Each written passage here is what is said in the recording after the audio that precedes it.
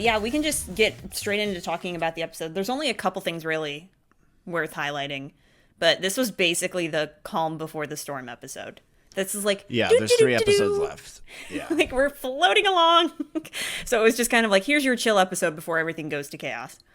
So with that in mind, hello, everybody. Welcome back to another Star Wars podcast. We are going to be talking about Bad Batch Season 2, Episode 13, I think.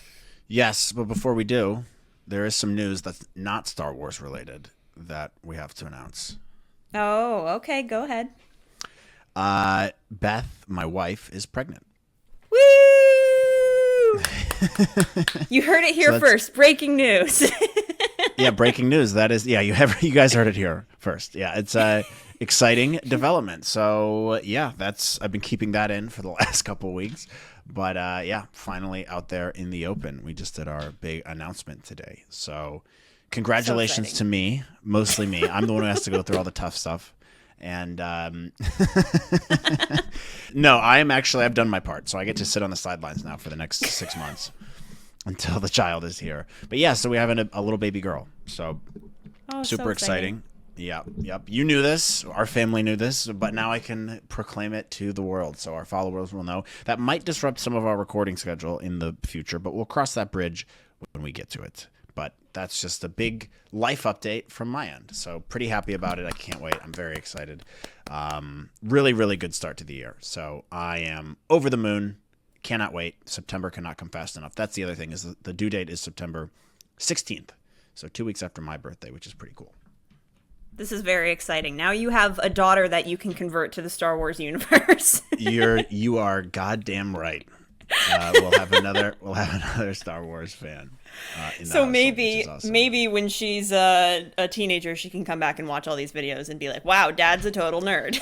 She can, yeah. And actually, I'm happy because then she'll have all this recorded content of me talking. So even long after I'm gone, she can hear my voice, which is nice. So I'm creating a digital footprint as wide as I can. But most of that includes Star Wars content, and she's definitely going to be a total dork who loves it. So I'm super excited for that. We can share some fun watch parties together when she's of age. That's actually one of the things I'm excited most about for fatherhood is showing her Star Wars for the first time, just like my dad showed me Star Wars for the first time. Yeah, that's like one of the greatest things about the generational Star Wars thing is you being able to pass it down to your kid who passes it down to their kid and they get to share what they loved about it. So it's super exciting. I'm over the moon because now I'll have a nephew and a niece. Yep. Yeah. Our brother just had a kid 2 months ago. We found out 12 hours after he was born. So it's been a roller coaster the last couple months. But yeah, I cannot wait for that. Whenever she's old, I don't know when I'll show it to her. I want her to be old enough to be able to appreciate it and remember it. So maybe when she's like 8 or 9, I'll show her A New Hope for the first time. And I can't wait for that. That'll be how I start it, by the way. It'll be A New Hope. I'm going to watch it the same way I watched it. It'll be A New Hope, Empire Strikes Back, Return of the Jedi. Then we'll go to the prequels, watch 1, 2, 3. And then maybe we'll watch the sequels. I don't know. And, if she wants to, we can. But then I can't wait to watch Mando with her. It's going to be awesome. It's going to be amazing. So exciting. So exciting. The whole I am your father moment. It's so great. My memories of Star Wars go back to when I was 5 or 6. I have like vivid childhood memories of watching The Phantom Menace as a child and being completely enamored with it. So you have so much to look forward to, and you already know how I feel. I'm super happy for you. But yeah, this is great. It's a great way to kick off our episode. Great way to kick it off. But let's jump in. We have lots to talk about, kind of. Do we? This Bad Batch, Calm Before the Storm, as you so eloquently put it. Season 2, Episode 13. We already covered most of our Star Wars news on our Mando breakdown, which if you haven't watched that's up now. So go over to our page. Make sure while you're there, click like, subscribe, leave a comment. Check out some of the Star Wars news that we broke yesterday. There's some exciting stuff in the works about Mando and the future Star Wars projects, the movie, all that stuff. So go check out those other episodes and our reaction videos while you're there. And don't forget to follow us on social media too at *Star_Wars_pod on Instagram, Twitter, TikTok. All right, should we jump in? I posted a TikTok yesterday regarding Bad Batch, and it exploded overnight. Did it? Did you see it? It has like 70 point something views. It's like crazy. 70 whole views? No, like 70,000. Oh, 70,000. Okay. Well, that makes sense. Let me check. 70,000. Let me see what we're at. Nice job on that. That's pretty So good. stupid. It was the stupid Pedro Pascal eating the sandwich thing. Oh yeah. Oh yeah, I did see this. This is great. Yeah, so guys, go check out. We get numbers. We do numbies. We have some good memes. I did a cool Count Dooku edit. Melissa does some really good memes with Pedro Pascal, and the twirl. That was another one that went kind of viral. My Netflix versus subscribers edit went pretty viral. So we like to post funny stuff too. All right, but you have to go to our TikTok to check it out. Check out our memes, and obviously clips from the podcast. If you don't watch all of these episodes, you can get little bite-sized pieces. Little sandwich pieces of our episodes. But yes, please go check out our TikTok. A lot of goofy stuff over there. Yeah, but let's talk about Bad Batch. Bad Batch Season 2, Episode 13, episode titled Pabu. This is directed by Stuart Lee, and Brad Rao is the supervising director. It's written by Jennifer Corbett, and it says Dave Filoni. And the tagline is, "The team takes refuge and finds new allies." Interesting episode. I think the biggest call out here is the animation is what stuck out to me the most. Just being able to compare this to obviously Clone Wars and previous Bad Batch episodes, I thought it was phenomenal. We have the Bad Batch they're obviously start out with Phee in this cantina, which I thought was a cool opening scene. That was another highlight of the episode for me. Very Star Wars-y, it felt like. I don't know where they were exactly, but it was cool. It looked like they took notes from Indiana Jones and the Temple of Doom. That's what it came 100%. Off as to me. Yeah, definitely. When they're in Club Obi-Wan. Yeah. Oh, yeah, that's right. They're in Club Obi-Wan. So, you know how Indy gets poisoned and then there's like that massive fight? That's definitely the vibe I feel like they were going for here. It felt very intentional. Yeah, it was definitely intentional. Lucasfilm loves to call back to their other intellectual property. Indiana Jones's references are in a lot of these Bad Batch episodes in particular. And I definitely got that vibe as well. But it was just Star Wars version of it. Artifact. Yeah, it was great. The directing, the directing in particular, like the shootout scene, like where Hunter grabs that, I don't know what's it called, Bith's arm, and then the entire room breaks out into chaos. I don't know. Yeah. I thought it was really well directed. I thought it was well shot. I thought the action was super fun. Like that was a standout point to me in this episode. For sure, I agree with you. That was definitely something that stuck out to me. The choreography behind it. It always blows my mind. Like, I don't know where you start. I would love to get an animator on the show and ask him questions about it, because it's like when you're not doing dialogue, like you have to make these characters come to life and act. When you have actors, they can do their own interpretation of it. They're reciting the lines, they're the right look, right voice, but then they're also doing the actions that make it complete a scene. When you're doing animation, you have to come up with that and be like, what's a natural movement for someone to have? And when there's no dialogue to help guide you, you have to choreograph an entire barroom brawl, which I thought that was impressive. So in regards to the directing the animation, it's just cool to me. Like that definitely sticks out. I'm like, that's such an interesting element of like, I would have no idea where to start. Like, how do you choreograph this stuff? It's most impressive. I don't know how much the storyboarders come up with. I think we follow a few people who work on the Bad Batch on Instagram in particular, and I reposted one of the guys' boards for Crosshair in the Outpost episode. But I don't know how much of that is them actually planning the action versus giving it to the animators and then letting the animators go to town on it. So maybe I just need to do some research into who we could invite on this show to kind of talk about that process. Whether it's an animator or a storyboarder, it'd be really cool to kind of get into that mindset. Like, hey, how do you plan this? Because that doesn't exactly seem like an easy thing to do.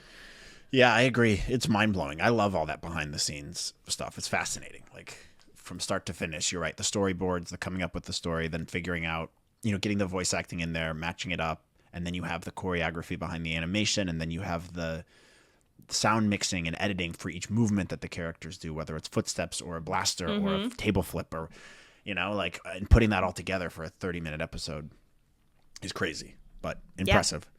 Yeah. Cool scene, I thought, overall. We get Phee. Wanda Sykes is finally back. She's negotiating for this artifact. And then obviously things go awry as they try to kill her after she pays them. Scumbag move. We get the little little bug centipede things have come back from Attack of the Clones. Those little assassin bugs. I love those things. They give me the heebie-jeebies. Gross. Super badass the way Hunter just threw the knife and it pinned it up against the wall. I was like, I really like this. I was just, I don't know. Like, we've already talked about this opening scene for like 5 minutes, but it was really fun. I thought it was just really well thought out, super fun, and like, it was just classic Star Wars, in my opinion. Super fun, for sure.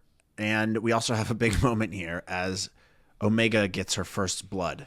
We see her kill a guy. Oh, yeah. She straight up kills a guy. Omega kills a guy. 2 of them, maybe. I don't know. That big bell falls down on the other one. I don't know if it was hollow or not. I don't know if it was like hollow or like a thing. But she kills 2 guys in the span of like 5 seconds. She De La Cruz'd him from Coco. I have not seen that, but I bet that's You've a not good seen reference. Coco?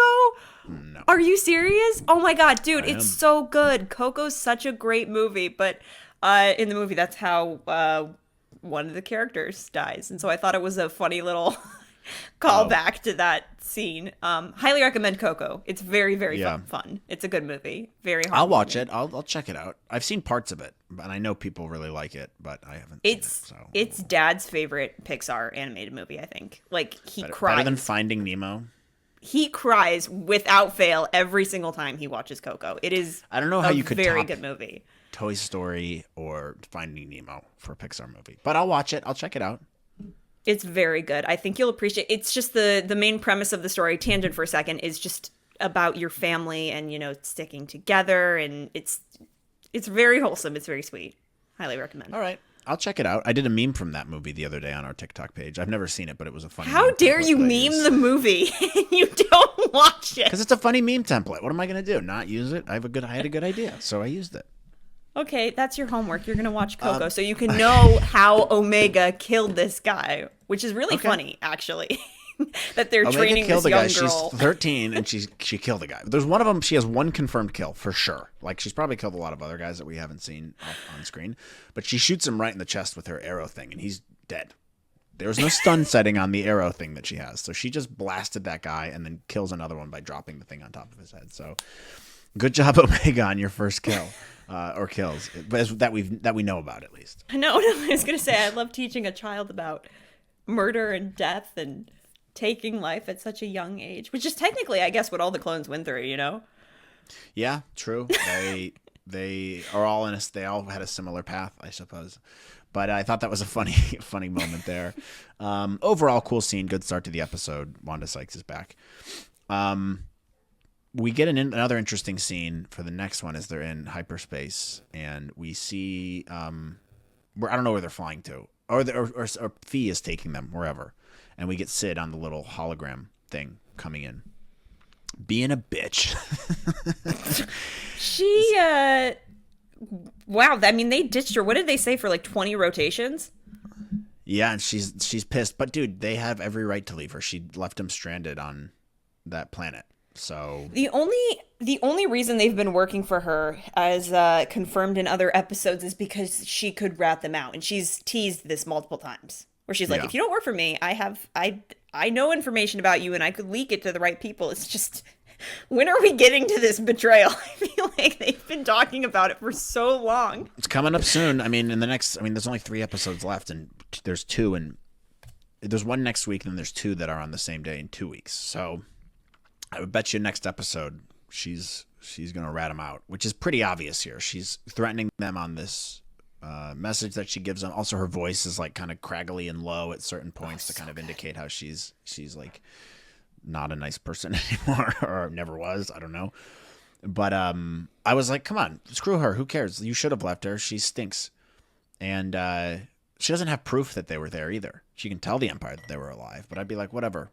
Leave us alone. Block her number. That's what I would do. Or shoot her. Kill her. Just kill her. She stinks. It doesn't sound like she knows where they are, because Phee mentioned, she goes, I've never brought Sid to Pabu. Like, Sid's never been here. And I don't know if Sid's been tracking their ship at all. It doesn't really sound like it. So it's going to be interesting how the Empire would find them. If Sid's like, hey, they're alive, how are they going to find them on this island? Yeah. Which is an interesting move from Phee. Apparently, she must like them a lot. She brings them to this island. She likes them or she likes Tech? See, I didn't pick up on that at all. Did I There's miss some something? subtle moments there. They're More very between subtle. them, more between them than between Bo-Katan and Din Djarin. Yeah. No, no way, Yes. dude, no way. Yes. Yes. No. Yes, there are like moments where it's like Phee goes over and touches Tech's shoulder and he like has like a moment where he's like, or they share little glances and they have these quiet Oh, little interesting. moments. Also, point of concern here, Tech has gotten way too much development this season for my liking. Why? And maybe death. I don't know. It's just he's gotten a lot of attention this season, a lot of development, and it does raise my suspicions a little bit. Yeah, but that could also be because they didn't really do anything with him last season. Like, it That's was true. very much in the background, and they just want to nurture his character a little bit more. So I won't That get too could alarmed. I be mean, it. there's better choices for character deaths Death. that would have more impact, I think. You know, For sure, but like if you like an he Echo or has something. more he has had more development in relationship to say Omega than what we've been told about Echo and Omega, for example. Like I feel like we've been led to believe that Echo and Omega had this really close relationship or whatever and how they're like Yeah. the most alike, and then when he left it didn't really have that much of an impact.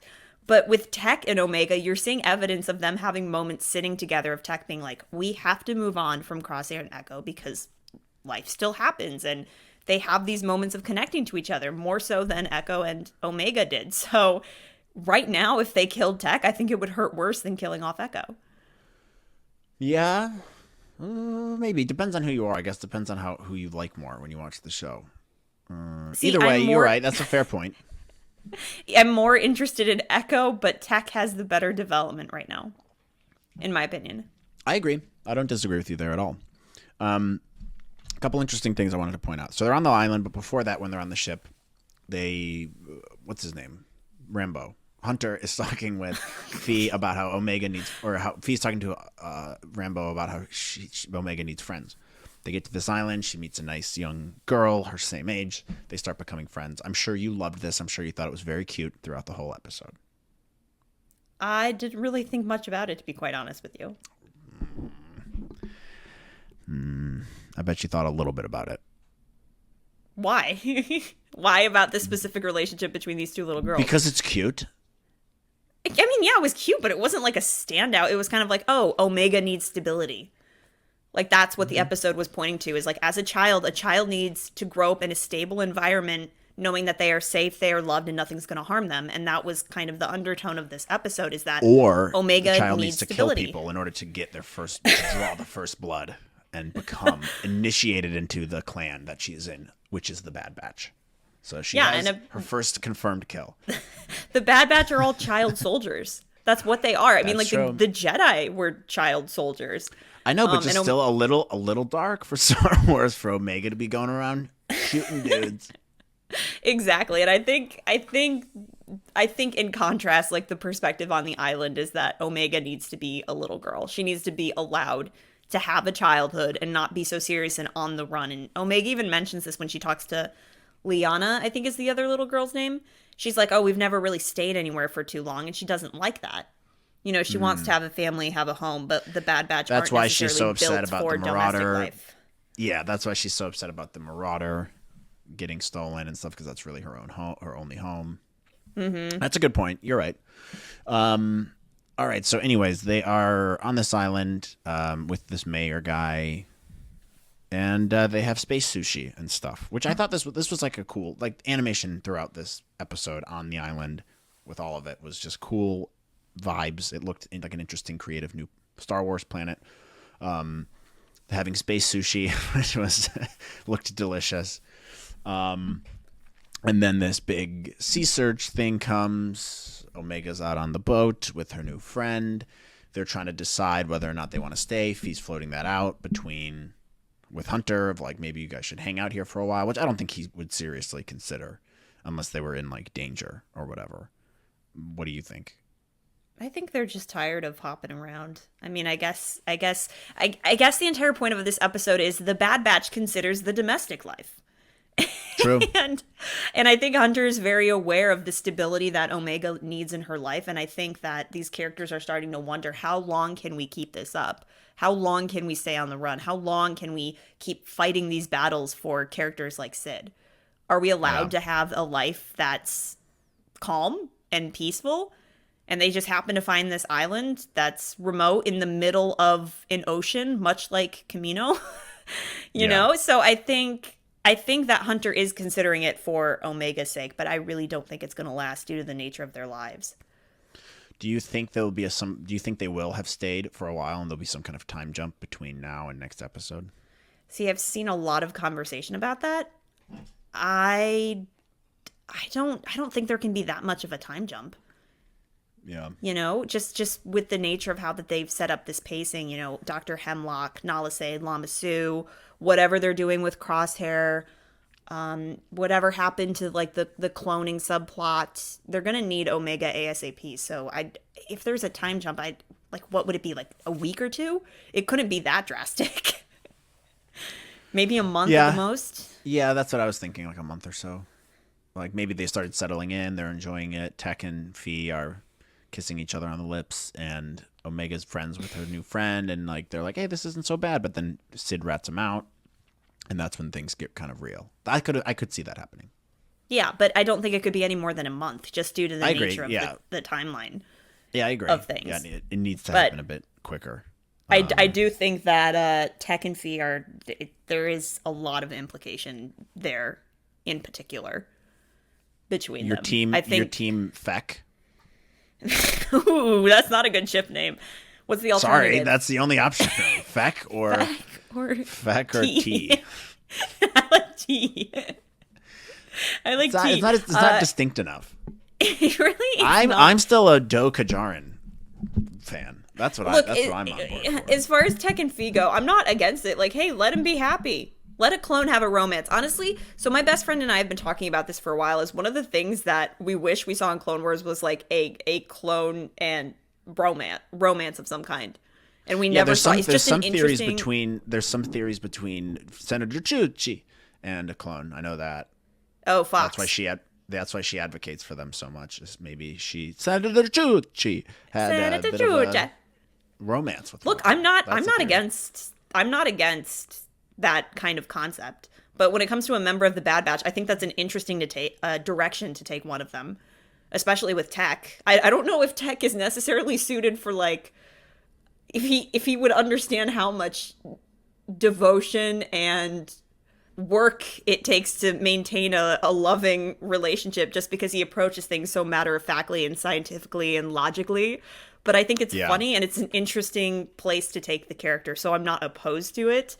But I do think that there were little hints. I don't think that they were direct, but I think they were like little teases, like, ooh, is there an attraction here? Interesting. So it just depends if they decide to carry it out. Yeah, I mean, it's a little late in the season to do that, if so. I agree. We can see. Anyways, this big water surge comes, which essentially just is a tsunami. I thought this was funny because they're like, we haven't had a tsunami here in 30 years. Oh, how convenient. The one day they come there, it's the largest one they've ever seen. Wow. Interesting. Or they could have just had a creature, like a massive water creature, cause it or something. Like, I feel like there could have been maybe a better explanation for why it happened, because the Bad Batch conveniently lands on the planet and then everything goes to shit. Yeah. Yeah, I was like, it's a natural event that happens once every 30 years, and it just happens to happen in the first day they're there. Okay. All right. Interesting. Cool animation when Omega's out in the boat with her friend. I thought that was great. Call out to see the island in the background during the sunset. Immaculate vibes. I want it to be there, so I'll call that out. Yeah, it was really well animated. Like, you felt like you were sitting on that boat, which is crazy. Very, very cool shots here. Again, another element that I'm so interested in is like, yeah, you have the idea of how the scene's going to look, but then where do you put the camera? You know, like stuff like that is it's interesting. So props to the animation team there. So they get stuck out there. They're trying to make their way back. Hunter doesn't hesitate. He's like, I'll go get them. Just get to high ground. They start getting all the people to high ground, climbing up the walls with ladders. Lots of themes of high ground here. And Lots of high ground. yeah, the big wave comes, big scary wave comes. Hunter scoops up Omega and her friend at the last second. I forget her name. Liana. Very ballsy here. He just like throws a rope down and is like, grab on, as if they're like they're like 12, dude. They're just trusting them to hang on. Pulls them up to safety and brings them back. That her dad's obviously Cool very sequence relieved. there too, with the waves crashing behind them as they're zipping past. Very cool animation. The water has looked absolutely phenomenal this season. The water has actually, that's a really good call. The other thing is the hyperspace. I forgot to mention this, but while they're in hyperspace flying to this weird island planet, Pago or whatever it's called, Pabu. I love the sequences of ships in hyperspace. Like that has become such a cool element of Star Wars, was developing how that would look actually flying through hyperspace. And I think it just looks awesome. Like with this episode, I also recently rewatched The Mandalorian season 3 episode 1 episode where like you see the Purgil or whatever that are flying through. Like it's beautiful. It looks really, really cool. So that was another call out that I forgot to mention earlier. But yeah, anyways, they get back. Okay, the big bad wave is gone. Their city is kind of destroyed. And yeah, they're just going to hang out, I guess. Will they stay for a couple of weeks? Will they not? The Bad Batch takes a vacation and considers domestic life. It's the domestic life episode of The Bad Batch. I think this, it's just hey, look how happy. Though, sorry, I just wanted to say, they did say No, it's at the okay, end, go ahead. They offered to stay to help rebuild. Yeah, but they all seemed like they really wanted to. You know, even for Tex sure. like chimes in. He goes, "Oh, I had the same thought as well. We should definitely stay. We not that I'm attracted to anybody here, but we should stay." That's so loud in my headphones, Matt. Please stop. Oh, so many characters, potential attractions to each other. No, I was just I was gonna follow up with they seem very eager to embrace this life at the end of the episode. Like, I just think they're tired. I mean, what else do they have to do? They're sick of going on missions. Might as well hang around for a little bit. Might as well chill out before the Empire finds them and then destroys the city for good and everybody dies, because that seems like a inevitable conclusion. That's macabre. Like, they're all just gonna get yeeted. It's not gonna... It's like, do we're all happy and having fun. And then the Empire comes in and goes... And then they take Omega. So I could see that happening. And then Omega kills more guys. With Crosshair when they escape. Yeah, maybe she kills Crosshair, shoots him in the head. No, she doesn't. She's not that. I don't think that she has the balls to do that. But she definitely doesn't. In this this episode was just very chill. You know, it's like, hey, everything's about to go really bad, but before everything goes really bad, here's your nice, happy, fluffy episode, and have fun while it lasts, because next week things are going to get real. I was a little disappointed by it because of coming off the Mando episode, so I was like, whatever. But we did have a really good one last week, so I'm not like super butthurt about it. But it was just kind of like, all right, fine, whatever, another episode. And I know we're going to have 3 good ones in a row. You know what they should have done? In my opinion, I think that this Pabu episode should have been before last week's episode. So I think what it should have been is it should have been the Pabu episode where they go to the island, and then the following episode is the outpost with Mayday and Crosshair, and then you go into the season finale. True. Yeah, I just feel like wherever. I don't think that these episodes have been super well placed throughout the season. I agree. It's been kind of hey, we'll just put them over here and put this here. Just the flow has been very off, and it's hard to get really into it, I suppose. Yes. I've heard that from a lot of people. A lot of people have said it's been hard for me to get into this season, and I think the episode placement is partially the reason why. Yeah, it doesn't feel super consistent in tone. And it's like you start and you get really hyped up, and then you stop and you're like, okay, whatever. And then you start and then you stop, and it's just, I feel like the season needs a lot of restructuring. And we can talk about that when the show officially concludes its season 2. But right now I'm just like, I want to feel more invested than I am. But I think a lot of that has to do with the placement of the episodes. So... Yeah. I agree, but at least I think the last 3 will be really good. Unless they decide to do a weird rinky-dink adventure again next week, which would be, I would be very annoyed if that was the case. If they did a rinky-dink adventure, I would just be like, all right. I don't know what to feel anymore at this point, but Fun enough we'll see. episode. Yeah, fun enough episode. I thought it was fine. I didn't like love it. There was only a couple of super interesting moments to me, but it wasn't like as lackluster as the Mandalorian episode, I thought. Look, Is that too harsh of a term to use?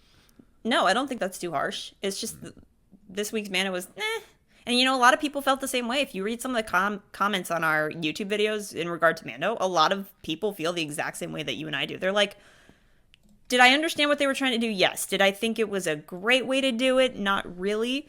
So I feel like a lot of people are on the same page with us. Also in regard to Bad Batch, especially on TikTok. I've been reading some of those comments and people are like, I'm just having a hard time keeping my attention on it. Because it's also like there's no overarching plot for them. I agree. It hasn't, because they don't have a purpose. We've gone this whole season of them just doing random stuff. There's no overarching story of them trying to like find their place. I thought they did a better job of it in season 1, honestly, because you could do that similar stuff because they are trying to find their place. Like, what do we do now? Order 66 has happened. You know what I mean? So like, yeah, absolutely. There's no, what are they doing? They're just going on adventure after adventure. There's no like you don't know what they're building toward. There's no complete. I don't know what the completion of the story has. I have no clue, and that's probably because the writers don't know. They're probably writing a season 3, but still, you have to have an A plot for them that's happening over the course of the season. Even with a show like Seinfeld. Sorry to compare Seinfeld and The Bad Batch. Weird comparison. Please. But like everyone thinks that show's about nothing, which in reality it's not. It's about how a comedian gets his jokes. That's what the show's about. But the shows feel like they're about nothing. Okay, so when you're watching them, you're like, oh, that was just a fun, easy to watch episode. I think that's why people liked it so much, with funny jokes strewn throughout. However, with each season, there's still an overarching A plot that is happening that comes back at the end of the season, and all the plots from out the different storylines and different episodes kind of come together. And I think that's good writing. So even though I'm comparing Seinfeld and The Bad Batch, but that's a similar thing with what a lot of shows do. There's a similar theme. We're watching The Sopranos. I'll say that. Sorry, I don't mean to compare 2 of the best shows of all time to Bad Batch.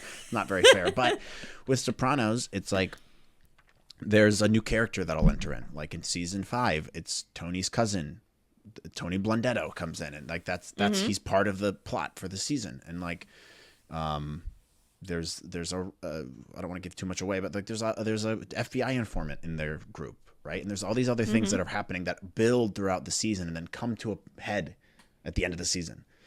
And so, like, there's just none of that here in particular. Even with Mando, Mando has those side missions, right? But his mission at the end of last season was to get Grogu to Luke. To the Jedi, yeah. And even going back to your initial point, which is in season 1 of Bad Batch, you knew that the shadow of Order 66 was looming over them, and we knew that they had their inhibitor chips in. And so when they had like the episode with Captain Rex, and Captain Rex is like, that's a problem, and we need to get your chips out. And you saw them building towards these little moments of even the first half of the season was very Imperial based. Like they're doing the missions for Tarkin, and then the second half was them breaking off, getting their inhibitor chips out, and then being like, okay, what do we do because we're being pursued by Crosshair? Like it had more of a overarching story, and you knew where these characters were headed in the season finale. Like that was very clear throughout the entire season. In the second season, we're so stop start that we didn't even really know that like we were building to going to Mount Tatnus and the cloning subplot with Omega again, because they dropped it.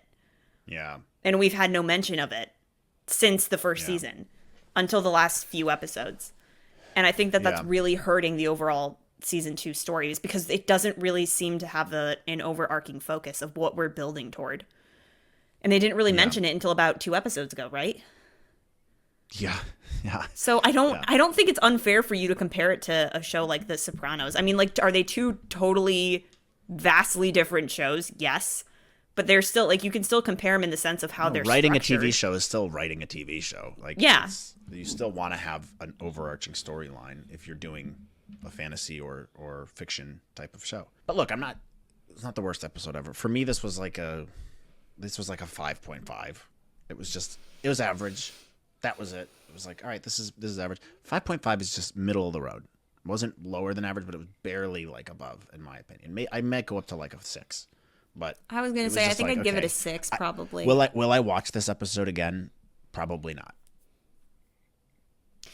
Yeah, I think it's probably a 6 for me too. Like it wasn't great, but it also wasn't horrible. It was just kind of middle ground. Yeah. The other thing to keep in mind is this is a kid's show. Okay. So it's like a Saturday morning cartoon, but by that standard, I don't know if I agree with that, but it's a kid's show. All right. It's meant for kids. All right. in the same way that Clone Wars it's was? good. Yeah, dude, kind of. You think Clone Wars is for kids? I mean, it's both. It covers a large range of things, but yeah. I mean, it was on Nickelodeon, dude. No, it was on Cartoon Network. Whatever. You're proving my point. It's a cartoon. That's what it was for. Now, does it have really good themes and really good story building, and you should watch it if you're a Star Wars fan? Yes, absolutely. However, there was a lot of those episodes where you're like, if I was 10 years old, I would have loved this, like the Jar Jar love story or the droid stuff. And this was one of those episodes where I'm like, okay, fine. Not amazing, but not bad. It was just kind of like right in the middle. It was at best it was cute, but at worst again, it was slow. Misplaced. At worst it was misplaced in my opinion. I just think the season does not feel like it has a great structure, and I think that this episode would have been more impactful had you had it before the Crosshair and Mayday episode, because then you could just lead straight into the finale and then not have to do the stop start thing. But I digress. It was fine. 6 out of 10. All right, what did you guys think? Leave us a note in the comments of what you thought of this episode. And don't forget to join us next week. We have big stuff coming up next week. I think it's going to be a banger of a Mando episode, and I think it's going to be a banger of a Bad Batch episode. So in order to watch those, you guys got to subscribe. Click the notification bell. Click the like button. Comment. Subscribe, you guys. Come on, listen. Write us in at anotherstarwarspod@gmail.com with your question/theory. And keep participating. This is where stuff gets fun. This is where the fun begins. And, this is where the fun begins. We'll have a banger of a finish to this, so you guys want to participate in that, and you got to subscribe in order to do that, and tell your friends and stuff about it, and also check out our merch shop. Melissa spent a lot of work making those designs, and it'd be rude, frankly, not to order a t-shirt or a hat or something. Which we should make more designs. Actually, let's talk about that. Yes, I am working on those. I have a plethora of incoming new designs that I just need to commit time to because there you go, guys. There you go. It's on the way. Just like my child is on the way. So we're both cooking things. But that's it for this week. Yeah, a little bit of a short episode today, but that's okay. We'll pick right back up next week for the second to last couple episodes of Bad Batch, and then we'll have a Mandalorian one too, along with our reaction videos. So we will see you guys then on another Star Wars podcast. See you guys then. Bye.